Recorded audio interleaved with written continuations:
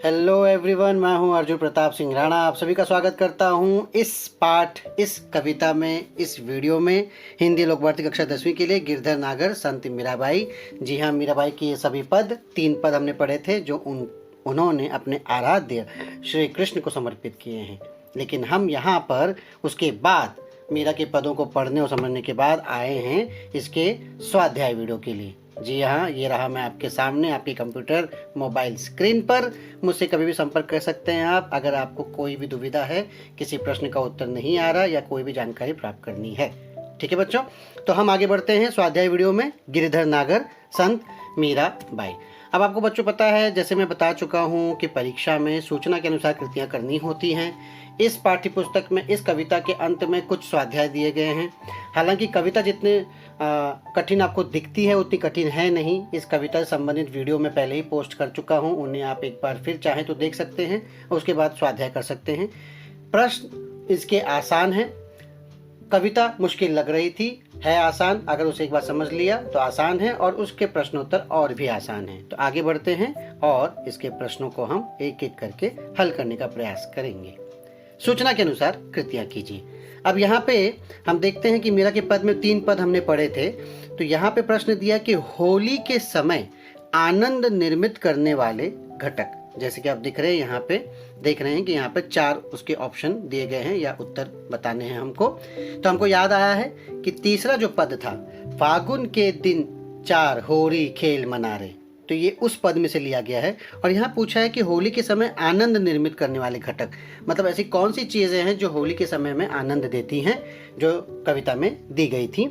हालांकि मीराबाई उल्टा कहती हैं कि मुझे उन सब चीज़ों की आवश्यकता नहीं है, क्योंकि वो सब मेरे मन के भीतर बज रहे हैं या वो आनंद निर्मित हो रही है। लेकिन यथार्थ में किन चीज़ों से आनंद मिलता है, वो इसके उत्तर यहाँ पे दिए गए हैं। तो जी हाँ, बिन करताल पखावज बाजे, तो मीरा के लिए तो बिना करताल के, लेकिन असल में होली में करताल जो हाथ से बजाते हैं। उसके बाद है प्रेम पिचकारी। आपको याद होगा, वो कहती है ना, केसर घोली संशील संतों की केसर घोली, प्रेम प्रीत जो है मेरी पिचकारी है, और केसर रूपी गुलाल है। और उसके बाद पखावज, करताल पखावज असल में एक साथ आना चाहिए था, एक के बाद एक, लेकिन यहाँ उल्टा घूम कर यूँ आ रहा है। बट उत्तर ये है कि करताल बजते हैं, पखावज बजता है। पखावज यानी एक प्रकार का ढोल। प्रेम पिचकारी से होली खेल जाती है, आनंद निर्मित होता है, और गुलाल केसर हम लगाते हैं। तो ये 4 आंसर इसके हमें दिखाई देते हैं। रंग अपार बरसते हैं, ये भी आप बोल सकते हैं इस तरह से। इसके बाद है अगला प्रश्न, प्रवाह तालिका पूर्ण कीजिए। मतलब एक तालिका दी गई है और उसके इस तरह से प्रवाहित किया गया है, यानी 4 उत्तरों को यहाँ पे पूछा गया है कि कृष्ण की विशेषताएं। पूरी कविता में कृष्ण की विशेषताएं हम देख सकते हैं कि जहाँ पे कृष्ण की तारीफ में कोई शब्द कहा गया हो। तो जैसे ये, इसका उत्तर मुझे पहले पद में दिखाई देता है। पहले पद में यहाँ पे है कन्हैया की विशेषताएं। तो कन्हैया को हम गिरिधर भी कहते हैं। तो गिरिधर, जिसने पूरे पर्वत को उठा लिया, गिरि को उठा लिया, वो गिरिधर। तो कृष्ण की विशेषता है, उनकी विशेषता ही उनका नाम बन गया, तो गिरिधर। इसके अलावा देखते हैं गोपाल, जो गायों के पालक हो, जो गाय को पालते हो। गो यानी गाय, पाल यानी पालन वाले, तो गोपाल। इसके अलावा और क्या उनकी विशेषता बताई गई थी कि सिर पर मोर पंख है ना, तो जाके सिर मोर मुकुट, तो जिसके ऊपर मोर पंख का मुकुट है वो पहनने वाले श्री कृष्ण। इसके अलावा और एक दिखाई देता है तारणहार, भक्तों को संसार रूपी सागर से पार उतारने वाले। जब मीराबाई उनको कहते हैं ना कि दासी मीरा लाल गिरधर तारो अब मोही, मुझे पार लगा दो, इस जीवन रूपी नैया से पार लगा दो, तो संसार रूपी सागर से पार उतारने वाले श्री कृष्ण, ये उनकी विशेषताएं हैं। पहले पद से ये प्रश्न पूछा गया है। इसके बाद हम धीरे से आगे बढ़ते हैं और अगले प्रश्न की तरफ देखते हैं कि अगले प्रश्न में क्या है। इस अर्थ में आए शब्द, मतलब अर्थ दिया है और आपको कविता से शब्द ढूंढना है। अर्थ है दासी, तो वो कौन सी लाइन है जहाँ पर दासी। अब आपने वीडियो देखा होगा कविता का, उसमें मैंने शब्दार्थ भी दिए थे, तो शब्दार्थ आपको ध्यान से देखने हैं, याद रखने हैं। यहाँ पर दासी के लिए शब्द आया है चेरी। तो कहते हैं ना कि मैं हूँ आपकी चेरी, करेक्ट बंधु। तो वो लाइन मैं याद करता हूँ, हरि बिन कोण गति मेरी, तुम मेरे प्रतिपाल कहिए मैं रावरी चेरी, तो मैं आपकी दासी हूँ। तो दासी के लिए चेरी शब्द आया था। इसके बाद साजन, साजन यानी पति, तो मेरो पति सोई यानी साजन यानी पति, है ना। बार बार, तो बार बार ये तो लाइन है ही, बेर बेर पुकार कहूँ, तो बार बार के शब्द आया है बेर बेर यानी बार बार पुकारती हूँ। और उसके बाद है आकाश, आकाश के लिए शब्द, तो वो कहते हैं ना कि अंबर, अंबर में बरसत रंग अपार, तो आकाश यानी अंबर, ये इसके अर्थ हो गए, यानी अर्थ दिए हैं, हमने शब्द निकाले कविता में से।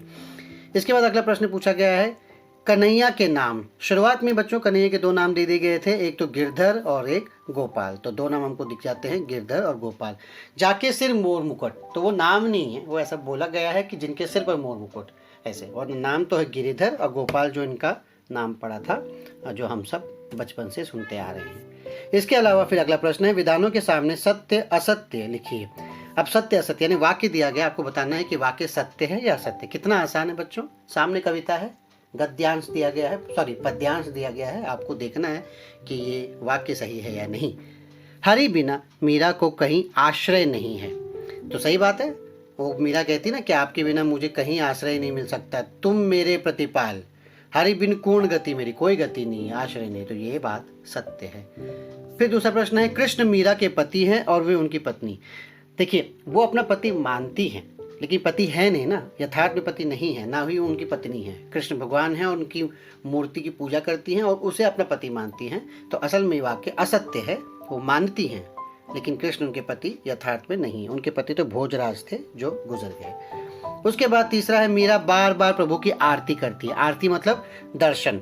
अगर वो आरती करती, दर्शन करती, तो ऐसे क्यों कहती कि बेर बेर पुकार कहूँ प्रभु आरती है तेरी, कि मैं बार बार पुकारती हूँ कि मुझे आपकी आरती करनी यानी दर्शन करना है। तो क्या मीरा बार बार प्रभु की आरती करती है? असत्य, नहीं कर पाती है, इसीलिए तो उनको बार बार पुकारती है कि अपने दर्शन दीजिए। उसके बाद है अगला प्रश्न, मीरा की जीवन नौका संसार सागर में डूबने वाली। जी हाँ, तो इस संसार रूपी सागर में वो अपने नौका को डूबाने से बचाने के लिए कृष्ण को बुला रही हैं, इसलिए ये वाक्य सत्य है कि नौका डूबने वाली है, हे कृष्ण आइए और बचाइए।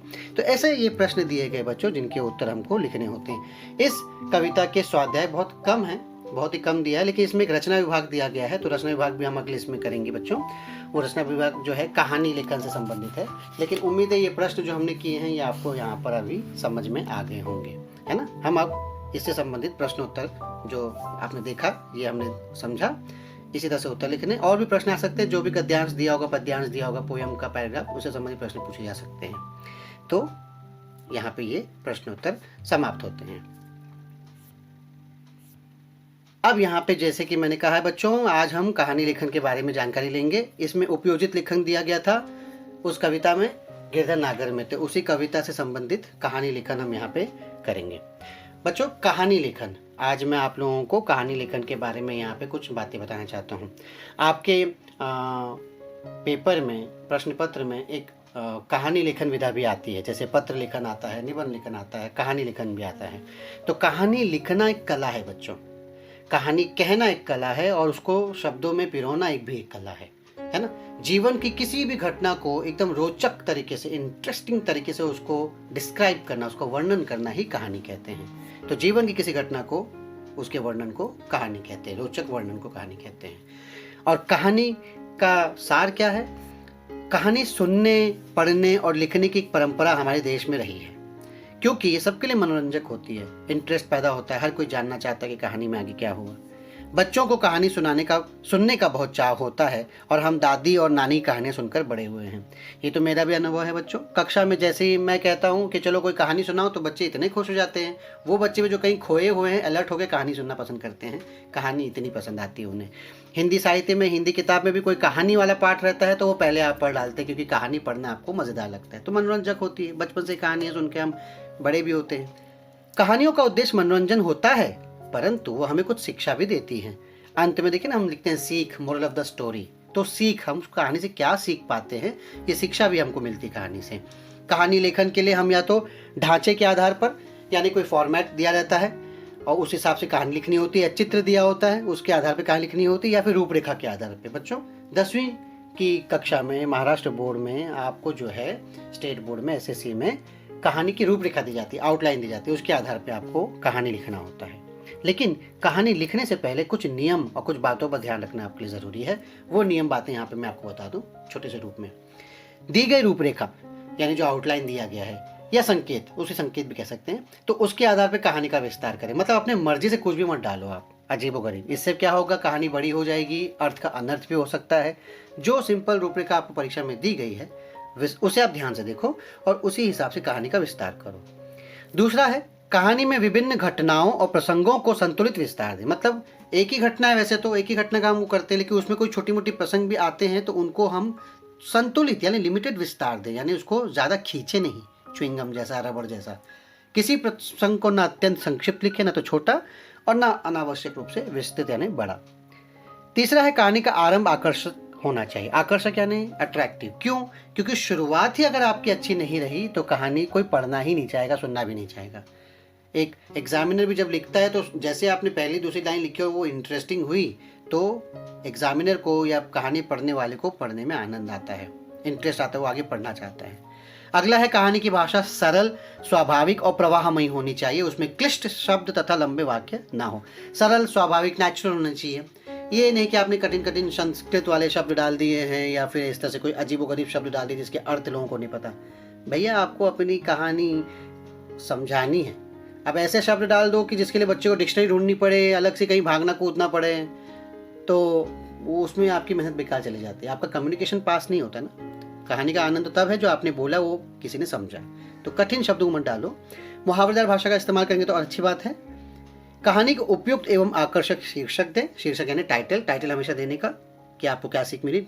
शीर्षक देने पर 1 नंबर मिलता है। कहानी का अंत सहज ढंग से होना चाहिए, ये नहीं कि फटाफट निपटा दिया आपने, धीरे से फ्लो वाइज उसका कहानी का अंत होना चाहिए। मतलब उस कहानी के अंत के लिए ही आपने कहानी लिखी थी।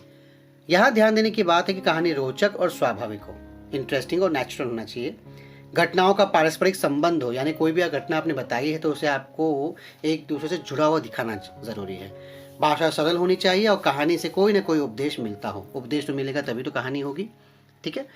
और अंत में कहानी का एक अच्छा शीर्षक और नाम दे देना चाहिए और यहाँ पे सीख भी लिखना चाहिए, मोरल ऑफ द स्टोरी। जो उपदेश मिलता तो नीचे आप लिखते ना सीख करके, ऐसे।